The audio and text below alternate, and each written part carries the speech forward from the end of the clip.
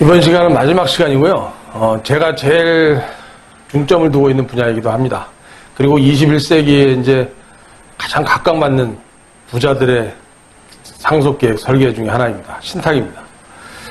신탁 많이 알고 계신 분도 있는데 생소한 분들이 더 많을 거라고 생각이 됩니다. 그럼 예를 한번 들어보죠.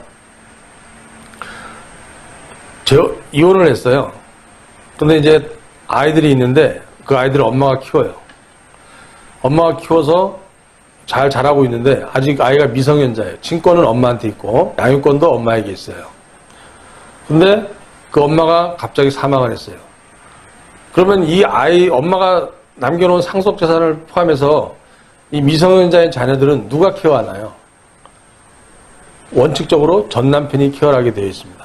그 전 남편은 부부 사이는 나빴을지 모르지만 그 아이들한테는 친아빠이기 때문에 법에서 우선적으로 권한을 부여하고 있습니다. 특별한 사정이 없는 한 아주 나쁜 사람이라든가 재산을 낭비해 탕진한다든가 뭐 아주 험악한 사람이라든가 폭력적이라든가 전과가 많다든가 뭐 등등 기타 여러 가지 안 좋은 경우가 발생이 돼서 친권을 박탈시킬 정도가 아니라면 그 아이들은 친아빠한테 가서 자라게 되어 있습니다. 이걸 돌아가신 엄마가 원하는 거냐고요.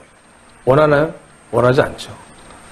최소한 자기 여동생이나 자기 주변에 있는 사람을 케어하는 후견인으로 만들어 놓거나 친권자로 만들어 놓거나 친권자는 부모가 아니니까 안 되겠지만 후견인을 만들어 놓거나 법정 대리인을 지정을 해 놓을 수 있겠죠. 전 남편이 모든 걸 케어할 거라고 상상을 못 할 거라고 생각이 됩니다. 이런 경우에 이 아이들의 재산은 어떻게 할 겁니까? 아이들이 물려받은 상속재산을 누구한테 맡길 거냐 이런 얘기죠. 또 하나 예를 들어볼게요.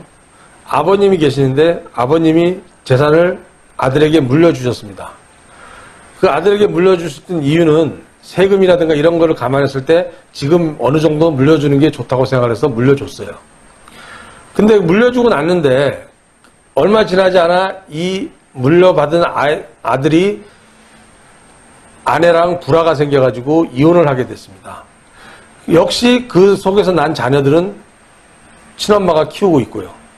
이 할아버지 입장에서는 이 손자들이죠. 할아버지 입장에서 손자한테 재산이 가는 건 좋은데 만약에 이 아들이 사망을 했을 때 이 재산이 전 며느리한테 가서 컨트롤 되는 것은 원하지 않는다 이런 얘기입니다. 그러면 이걸 어떻게 할 것이냐 하는 문제가 생기죠.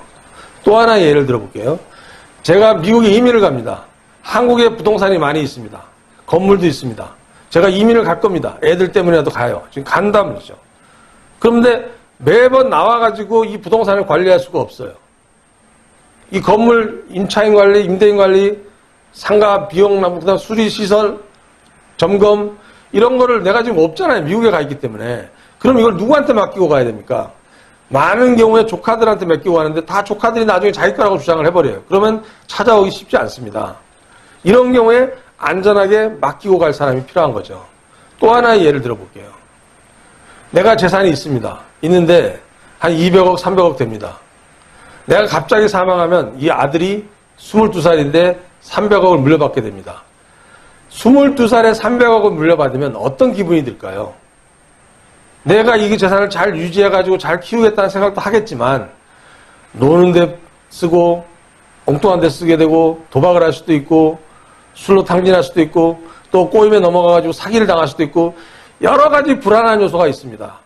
그러니까 얘한테는 30살이 될 때까지는 재산을 쓰지 못하도록 묶어두고 30살까지는 학비랑 생활비만 대주다가 30살이 넘어갔을 때 진정한 재산을 넘겨주라고 해놓고 싶다 이런 얘기입니다. 그럴 때는 어떤 도구가 필요한 거냐 이런 얘기입니다. 그걸 신탁이라고 얘기를 하는 겁니다.